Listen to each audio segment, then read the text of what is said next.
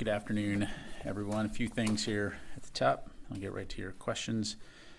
First, I'd like to take a moment to echo some of the points made earlier today by Secretary Austin during his remarks at Senate testimony. As the Secretary said, the Department has submitted an urgent supplemental budget request to help fund America's national security needs, to stand by our partners and invest in our defense industrial base. We're requesting $10.6 billion to help Israel defend itself, $44.4 billion to help Ukraine continue to defend itself against Russia's ongoing aggression, and $3.3 billion to meet U.S. military requirements and our submarine industrial base and to fulfill our AUKUS commitments. During his testimony, the Secretary thanked the senators for their bipartisan support to ensure that we can defend America and stand by the allies and partners who magnify our strength. Now, when it comes to the situation in the Middle East, Secretary Austin highlighted that first and foremost, we will continue to protect American forces and our citizens in the region.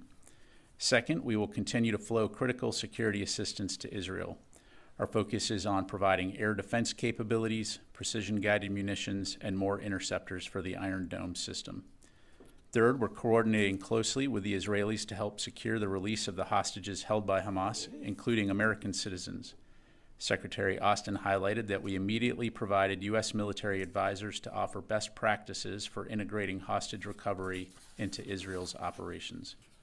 And finally, we've strengthened our force posture across the region to deter any state or non-state actors from escalating this crisis beyond Gaza, to include the presence of 2 carrier strike groups currently in the region. Moving to other updates, today I can announce the decision to deploy an additional 300 troops to the U.S. Central Command region from home stations in the continental United States. These additional troops will provide capabilities in explosive ordnance disposal, communications, and other support enablers for forces already in the region. Please note that we will not discuss specific deployment locations for these forces, but I can confirm they are not going to Israel, and that they are intended to support regional deterrence efforts and further bolster U.S. force protection capabilities. Separately, Secretary Austin continues to remain in close contact with his Israeli counterpart. He spoke with Israeli Minister of Defense Yoav Gallant yesterday by phone and received updates on Israel's phased operations in Gaza. The Secretary commended the Israel Defense Forces' commitment to hostage recovery and re-emphasized the importance of conducting operations in accordance with the law of war. He also stressed the imperative to protect innocent civilians and allow unfettered humanitarian aid into Gaza. We have posted a readout of the call on the DoD website.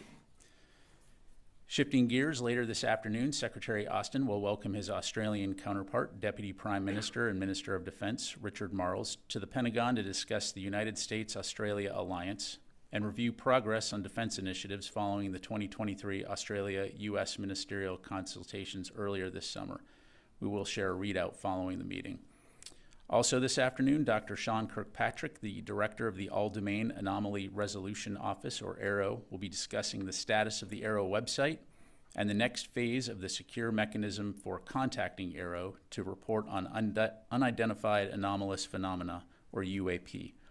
Additional details can be found in the press advisory published earlier today, and I would encourage any media interested in asking questions on this topic to take part in Dr. Kirkpatrick's briefing.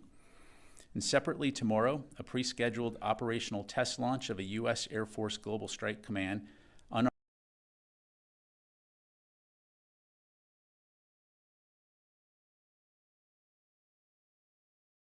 redundancy and reliability of our strategic deterrence system while sending a visible message of assurance to allies. For any further questions, I'd refer you to Air Force Global Strike Command. And finally, I'd like to take a moment to send General Eric Smith, Commandant of the Marine Corps, well wishes and a speedy recovery on behalf of Secretary Austin and the entire Department of Defense. Our thoughts and prayers are with him and his family. And with that, I'll be happy to take your questions. We'll go to Tara Kopp, Associated Press. Hi, General Ryder. In the days since the Lewiston shooting, it's come to light that the Army determined that the Maine reservist shouldn't have had a gun at the time, and there's been numerous other warning signs about him. Is the Pentagon looking at all at maybe something that was missed or a way to maybe further tighten reporting to law enforcement in the wake of this attack? Yeah, thanks, Tara. So I'm not aware of any specific departmental efforts as it relates to this individual case. What I would say is that for service members who are departing the service, or service members who are even still in the service, but in particular those departing, we do offer a wide variety of services as part of that transition process to include medical and mental health care services. Once a service member leaves, he or she is, of course, a private citizen, and when appropriate, certainly the DoD would consult with local law enforcement. In this particular case, the individual, of course, was in the Army Reserve, so I'd refer you to them for any further questions. All right. And further, can you give us an update? Has there been any additional attacks on U.S. bases in Iraq and Syria in the last 24 hours? Is the total still 23, I think? So, again, we'll continue to keep you updated. What I'm tracking right now is since our self-defense strikes on 26 October, there have been 6 additional, what I would consider small-scale attacks, 3 in Iraq, 3 in Syria.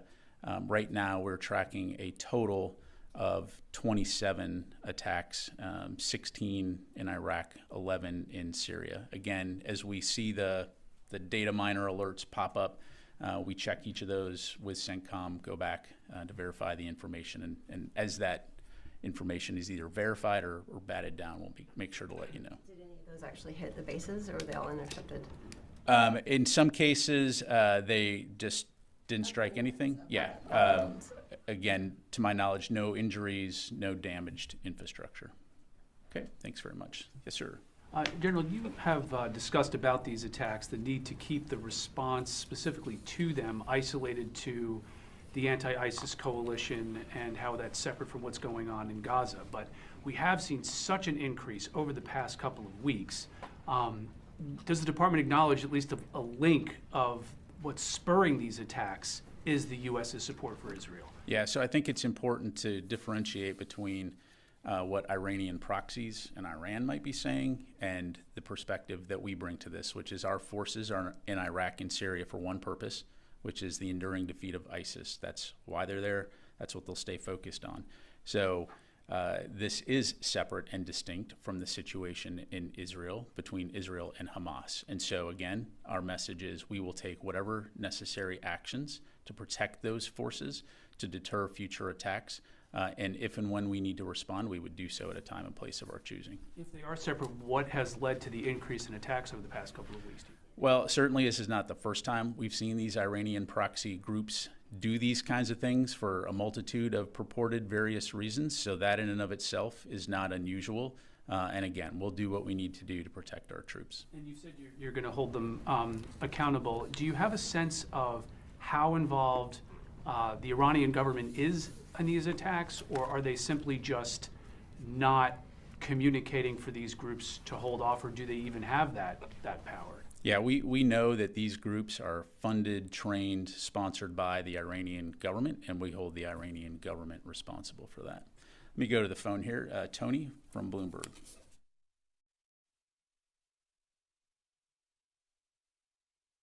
Tony. Hey, sorry, I was slow to unmute. 2 quick questions. Roughly how much presidential drawdown authority do you have left now for Ukraine? And I had a second question about the Persian Gulf. Yeah, sure. So right now we have a little more than $5.4 billion in restored PDA authority that remains available for Ukraine. And in Persian Gulf, is the United States increasing its force posture or protection measures in the Gulf to protect international shipping from Iranian small boat harassment attacks, if in fact they occur?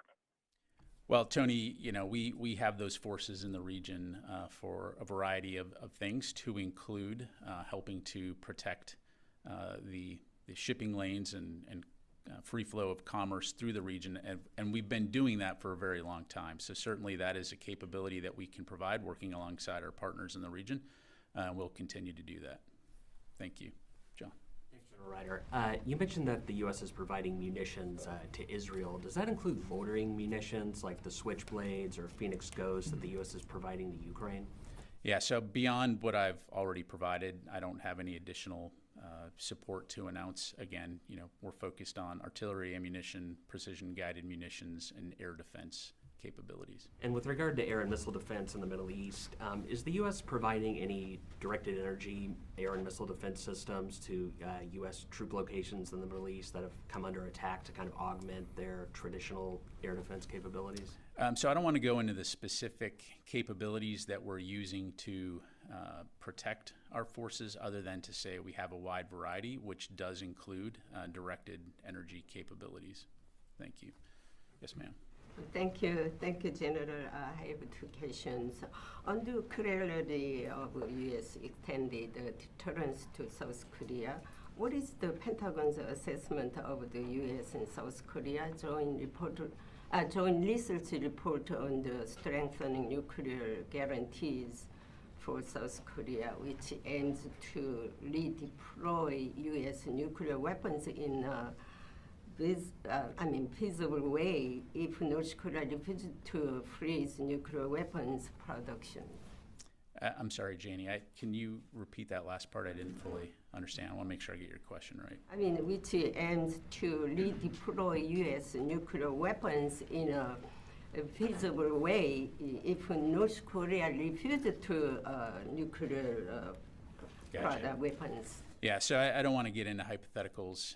We've been very clear in terms of our commitment to extended deterrence, working very closely with our Republic of Korea allies, our Japanese allies, and others in the region to deter.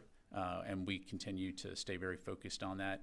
We'll continue to consult closely to make sure that we have the forces in theater to be able to prevent any type of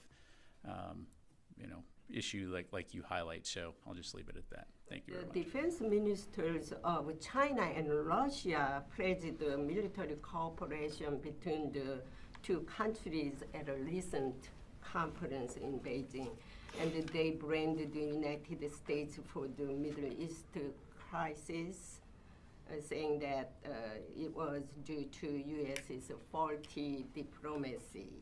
Why do China and Russia say that the war between Israel and Hamas is because of the United States? I'll let China and Russia speak for themselves. I think their record speaks for itself. Fadi. Thank you, General. So on the U.S. assistance to Israel, can you update us on how many shipments you have delivered and the price tag of these shipments so far? I cannot. I don't have that information in front of me. As you know, we continue to provide assistance to Israel pretty much on a daily basis, and we'll continue to stay focused on communicating them as far as what their needs are. In the future, if we have that information and we're able to provide it, we certainly will, but as of right now, I don't have that. Is it an issue of collecting how much you sent, or is it something else? Because in the case of Ukraine, whenever there's a new package of assistance, the Pentagon announces what's in it and the price tag. So this is being offered in the name of American taxpayers and American people. Yeah, no, What very, have you yeah. been able to know what's been offered so far? Again, I don't have that information in front of me. As appropriate, we'll provide it. Certainly, right now, there's an element of operation security. And the mechanisms by which we're providing assistance to Israel from a policy and a legal standpoint are a little bit different, and from a budgetary standpoint are a little bit different than the way we're providing aid to Ukraine. And so, again, we will make sure that we're as transparent as possible, while also recognizing that there are operation security aspects to this. But like I said, if at an appropriate point in time we have that information to provide and we're able to, we will.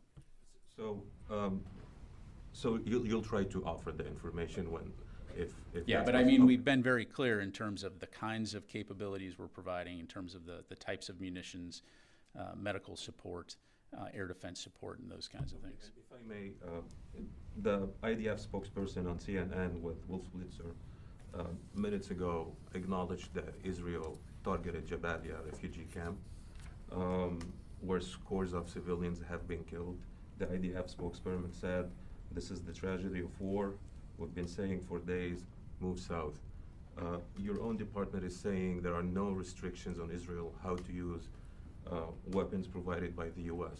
The secretary today, in his tweet about his phone call with Mr. Gallant, said he reemphasized the safety of civilians. Wouldn't the idea of putting some restrictions on how Israel used the weapon actually achieve the target of making sure civilians aren't being killed the way we're seeing? I mean, the UNRWA is saying, and this is a quote, Gaza has become a graveyard for thousands of children. Yeah, thanks, Fadi. So I can't speak to individual Israeli strikes. I've seen the press reports on that. I don't have any information on that. You heard Secretary Austin say today that taking civilian safety into account is both a moral and a strategic obligation. And we do care about civilian casualties, and we've made it both clear publicly and privately about our concern for the protection of innocent life and the respect for the law of war, and that's not going to change. But I also think it's important to not forget about the common denominator here, which is Hamas, which is a terrorist organization that has taken a page out of the ISIS playbook in terms of brutality and wanton disregard for civility and for human rights. And not only did they commit a horrific slaughter of Israeli civilians and take more than 200 hostages to use as bargaining chips, but they've willfully and deliberately integrated their operations, their command and control nodes, armories, rockets targeting Israel among the innocent Gazan population, thus in effect employing them as human shields. And so it's Hamas using Palestinians as human shields that is creating this extra challenge for Israel as they conduct their operations. And we're going to, of course, continue to talk to our Israeli partners about the importance of taking civilian safety into account as they conduct their operations. But we also recognize that they have a responsibility and a duty to their citizens to protect their citizens from future Hamas attacks. And we're going to continue to support them in that effort. And as you heard Secretary Austin and Secretary Blinken talk about today, the U.S. government is also going to continue to work very closely with other partners as well as vetted NGOs to deliver humanitarian aid to Gaza, to the Palestinians, because again, no one wants to see innocent people suffering, whether they be Palestinian or Israeli. Thank you. Yes, Joe. Thank you, General. I want to go back to the Houthis' attack against Israel. Do you have any additional information in regard to this attack? You could share it with us. Was it a missile or a UAV? And also, does the Pentagon consider the Houthis' activities right now as a threat to Israel, or it could be extended to the whole region? Yeah, thanks, Joe. So I'll tell you what I know. Right now, we are aware that the Houthis did fire a medium-range ballistic missile cruise missile to targeting Israel. Israel did take it down. The IDF did take it down. And so I certainly refer you to the IDF to talk about that in particular.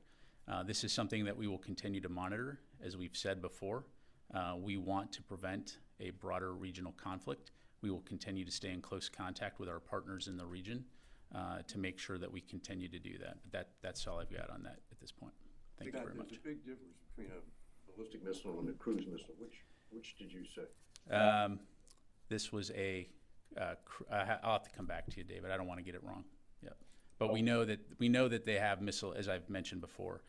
They have missiles that can range approximately 2,000 kilometers. So clearly within range of Israel. Yes, sir. Thank you. So today, Secretary Austin said that if U.S. stops supporting Ukraine, Russia will succeed in Ukraine. Do you have additional options for supporting Ukraine's military in case if Congress does not approve new funding now or in the future? Yeah, so at this point, I appreciate the question. I don't want to get into the hypotheticals. We will continue to work closely with Congress to get the funding that we need. We're confident that we can continue to support both Ukraine and Israel. One more in Ukraine. Could you provide us the updates on the training in Arizona on F-16s and how long approximately can it take for the pilots to complete the course? Sure. Let me just double check here. So right now, what we expect graduation completion will be dependent on the individual proficiency of pilots themselves, but we can estimate about 5 to 9 months for them to complete that training. 5 to 9? 5 to 9, yes, sir. Hey, yes, sir. Thank you very much, General. The United States has been providing military guidance and assistance and also lethal assistance to Israel. And you've made it very clear that you're talking to your counterparts about they have to be mindful of loss of civilian life. But also there are statements coming from both the Secretary Austin and also the White House that there's no conditions set on the use of the ammunition, and the US is not drawing any red lines, quote unquote. Would you say that it's basically a blank check to the Israeli military to do whatever they want because there is support from the United States and there's no conditions set? And would you say that it's time to perhaps start warning them about consequences rather than, recommendations? Well, I think Secretary Austin did talk about his consultation with his Israeli counterpart and again across the board about the importance of taking civilian safety into account in order to think through the second and third order effects here, right? And so again, we're providing these munitions to Israel to support their efforts to protect their civilians from further terrorist attacks. The Israeli Defense Forces are a professional military. They're engaged in a campaign to defeat ISIS and prevent them from doing what they did on October 7th. And as we've said, we support their right to defend themselves against terrorism, but in a way that upholds the laws of war and protects civilians. And so, again, as I highlighted earlier, the challenge in all of this is the fact that you see Hamas embedding themselves among the Gazan population. And so, again, we're going to continue to relay to our Israeli partners that they must distinguish between terrorists and innocent civilians as they root out Hamas, and they've acknowledged that. Thank you. Good question. It sounds like a valid point that Hamas is using these civilians as human shields. That's why there are these casualties, but we're talking about thousands of civilians. So are you able to pick out the ones that the Israelis are saying, okay, they're right, like they've been used as human shields, and in these airstrikes specifically, no, they actually haven't upheld the laws of war? Is the DoD able to make that differentiation? Well, look, I'll let the Israelis speak to their own specific operations. We know that they're not deliberately targeting civilians, unlike Hamas, which did deliberately target civilians and is deliberately using civilians as human shields. And so, again, this is what creates a very challenging operational environment. And again, for our part, we will continue to communicate the importance of taking the laws of war into account, as well as protecting civilians. Let me go to the phone here. Jared from Al Monitor. Hey, sir, just wondering if you can confirm the 26th Marine Expeditionary Unit and the Amphibious Ready Group, are they in the Eastern Med yet? So, Jared, what I can tell you right now is they're still in the U.S. Central Command AOR, Area of Responsibility.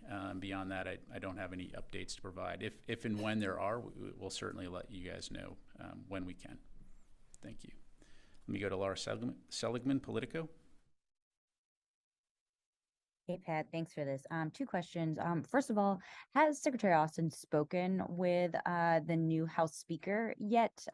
There's a couple of things I imagine he'd be wanting to talk about, including aid for Ukraine, and then I have a follow-up. Yeah, thanks, Laura. I will have to get back to you on that. Certainly the Secretary's on the Hill today. I do not know if he had the chance while he was there to engage with the House Speaker, so we'll come back to you on that one. Okay, thank you. And then a different question. There was just a story from the New York Times saying that Chris Mayer said that there were U.S. Special Operations Forces currently in Israel trying to help locate the hostages. I'm just wondering if that is accurate, or is that or are the Special Operations Forces the ones that were just offering advice to the Israelis and are now gone?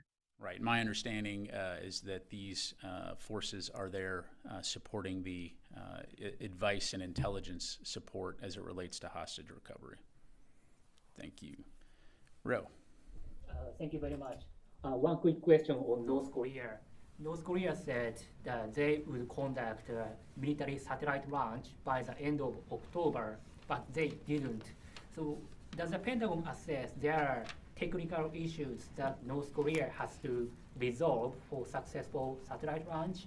Or do you see indications that North Korea is still preparing to conduct satellite launch in the near future? Yeah, thanks, Rio. I appreciate the question. I'm not going to go into intelligence on what we may or may not know as it relates to that. Certainly something we will continue to monitor. Thank you very much. Time for a few more. Wafa, and then we'll come here. Yes, sir. Yesterday, a senior defense official said that the administration is asking tough questions of course, asking Israel tough questions. If you can elaborate on this, especially that it doesn't seem like Israel is taking these advices. And I have another question. Sure. As I highlighted, I mean, we are asking in our consultations, like good friends do, and highlighting the importance of being methodical in terms of, targeting, taking into account civilian safety, thinking through second and third order effects, as I've highlighted. Again, at the end of the day, these are Israel's operations that they are taking to defend themselves against a future terrorist attack like the one they experienced. And they're the ones that are going to make decisions. We're not directing, advising them on any of that. But again, we'll continue to have those conversations going forward. Yes, ma'am. So Hamas is not a conventional army, as you know, and in fact, it's part of the population in Gaza, and it's unlike ISIS and Al-Qaeda is considered, Hamas is considered as a resistant movement by a majority in the Arab world. My question is, from a military point of view, how is it possible to destroy or eliminate Hamas without eliminating an entire population in Gaza? Yeah, so we don't see the Palestinians as Hamas and Hamas as the Palestinians. And again, I'd go back to October 7th when a terrorist organization essentially killed in cold blood 1,400 people and took 200 hostages, again, using those hostages today as a bargaining chip, preventing people from leaving Gaza. So if you're so-called governing these people but preventing them from leaving Gaza, again, so it is a terrorist group like ISIS, and it is the kinds of thing you saw in places like Raqqa and Mosul, where there was a population that was being held by an ideological captor. And so again, we are very focused on making sure that not only does Israel have what it needs to defend itself, but also making sure that Palestinians, innocent Palestinians, can get the aid that they need. And looking forward, and again, from this podium, Department of Defense, I'm not going to get into the diplomatic or political realm, but we are interested in what does this look like afterwards, and how do we get to a two-state solution so that Palestinians and Israelis can live safely and securely without the threat of being subjugated by a group like Hamas. Thank you. Yes, sir. Thank you, sir. Two questions. One, as far as Hamas surprise attack against Israel on October 7th, they didn't care who they were killing, civilians or non-civilians. Now Israel have a challenge, as you said, that how to separate civilians from these terrorists. Another thing is that where is the Palestinian government in this war, as far as Israel's war against terrorists on their land? And whenever there is an attack by terrorists, whether it's against the U.S. or India or Israel, those nations, except the East or the West, we call them terrorists, but they are freedom fighters. So yeah, so as it relates to the Palestinian Authority, I'd refer you to them to talk about where they stand on this issue. And in terms of the definition between freedom fighter and terrorist group, I get what you're saying. But any moral high ground was lost on October 7th when 1,400 innocent civilians, many of them innocent civilians, killed, hostages taken. And so, again, that's not the conduct of a professional military that's looking to defend a population. And let me go ahead and move on to the phone here. Patty, task and purpose. This, I guess this is kind of a bigger question. How is the Pentagon seeing the operations in the Middle East? I mean, what's the operational threshold for us, being considered at war? We're seeing, movement of troops, movement of military assets, and threats on U.S. troops. So I guess how does the Pentagon see all this? Yeah, thanks, Patty. So again, I think if we take a step back here, right now we see this conflict in Israel contained to Israel, between Israel and Hamas. We do recognize there are broader tensions in the region as a result of that, which is why we have deployed additional capabilities into the Eastern Mediterranean and into the U.S. Central Command area of responsibility to provide us with the options necessary to respond to a wide variety of contingencies. So those forces are really there for two things. One, to deter any escalation of a broader regional conflict, which no one wants to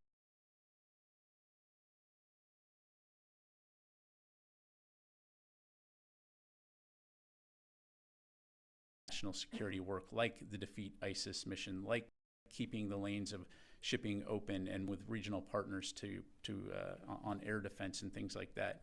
So again, right now, we are working very hard to prevent this from becoming a broader regional conflict. We're working very hard to make sure that our forces can continue to stay focused on their mission, while at the same time supporting Israel in their fight to defend themselves from terrorism. All right, got time for just a couple more. Mike? Yes, sir. Thanks, Pat.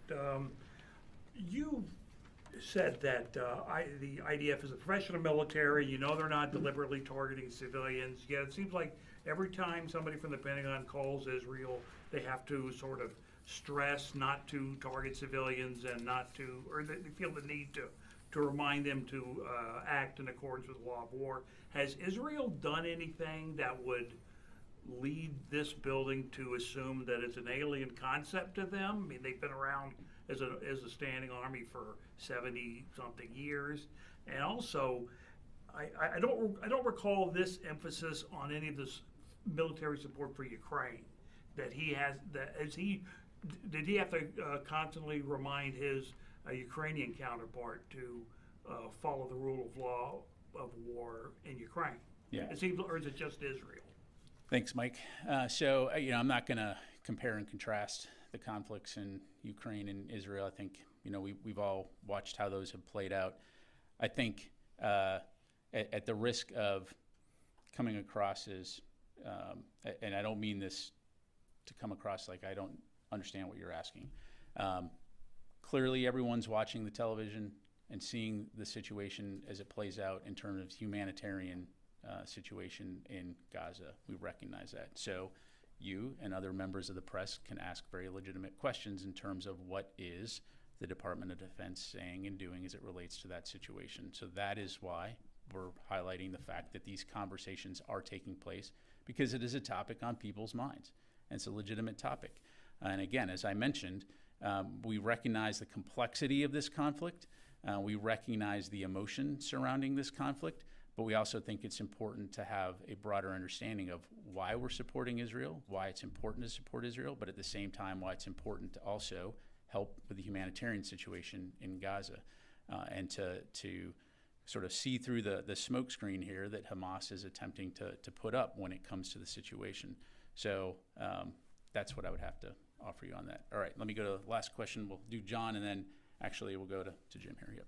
Thanks. I just want to get a quick clarification on something. You said that U.S. air and missile defenses in the Middle East include directed energy weapons. Were those systems that had already been deployed there? I said we have a wide variety in our inventory of the U.S. military that includes directed energy weapons. I didn't say specifically what we've got employed and where. Okay. So you won't say whether they're in the Middle East? Yeah, at this time, I'm just not going to go into what we're using and how we're using it. I mean, you and I have both been over there quite a few times. You've seen we've got a variety of capabilities, to include CWIS and things like that. So I'm just not going to go through a breakdown, especially while we have forces that are, over there right now. So last question, Jim. General, I'd just like to go over to Ukraine a little bit. It's winter in Ukraine now. Are operations slowing down? What are the Ukrainians telling you? And the training that the United States and the coalition put together for the Ukrainian units in Germany and in other places, is that contingent on the supplemental being passed also? I'm just curious. Yeah, thanks, Jim. So again, when it comes to providing an operational update, I'd refer you to the Ukrainians. I would say, largely speaking, what we see are the Ukrainians making some incremental gains. They are making forward progress. We are seeing in some places the Russians attempting offensive operations with limited effect. I think NSC provided a briefing the other day that talked about some of the issues there. All that to say, though, you do see the Russians attempting to move forward in some areas. And so, again, right now we continue to stay focused on making sure that Ukraine has what it needs in order to capitalize on the situation have the battlefield effects that are necessary to not only preserve territory but take back sovereign territory. In regards to training, we are continuing to conduct training at Grafenwehr. I will have to get back to you, though, in terms of the specifics on how far out that training will go, but certainly the supplemental funding will support those efforts for the long term. And I think the last thing I'd say on this, and it's an important point, is we're not only focused on the near term, we are focused on the long-term defense cooperation and relationship with Ukraine, and ensuring that they have what they need to be able to deter future attacks from Russia and maintain their sovereignty long term. So thank you very much, everybody. Appreciate it.